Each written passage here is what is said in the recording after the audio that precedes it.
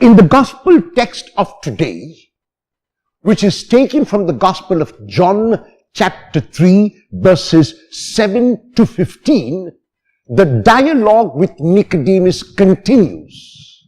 However, even as the dialogue goes deeper and deeper, Nicodemus continues to put a stop to the dialogue by asking again and again, how is that possible? How can?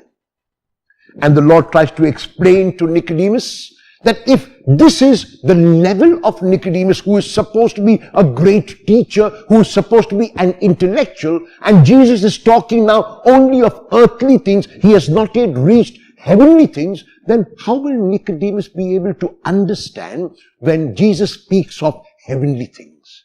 Jesus is not speaking philosophy. Jesus is not speaking theology.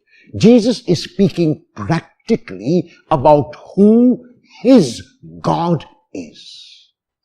Nicodemus had an image of God who would take a person to task if the person did not follow the rule.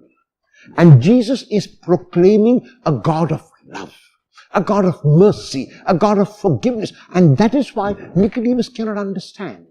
Nicodemus would gain his merit because of the external work that he did. He would fast twice a week, he would give alms, and he would pray. And that is how Nicodemus thought he would earn his merit from God. And Jesus says that there is no need to earn anything from God, because whatever God gives is given gratis, is given free. But because Nicodemus believes that he has to earn God's favor, that he has to be righteous before God in order to be accepted by God, he will continue in his way. And Jesus says, no, what you need to understand is that you are accepted by God, and that is why you are righteous. Your righteousness is not a condition for God to accept you. Your goodness is not a condition for God to love you. However, it is a consequence.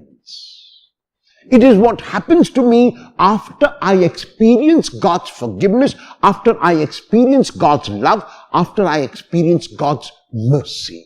And in the last verse that we will hear today, Jesus summarizes this when he says, just as Moses lifted up the bronze serpent in the wilderness, so must the Son of Man be lifted up. This word hupsu, which is translated in English as lifted up, can mean on the one hand lifted up on the cross to be crucified. It can also mean exalted into heaven.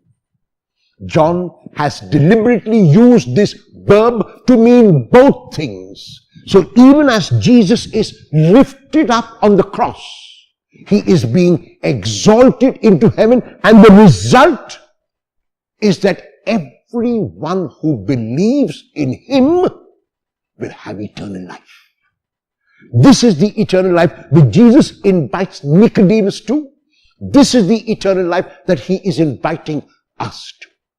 Will we gaze at the Christ who is lifted up and see in him our hope and our salvation?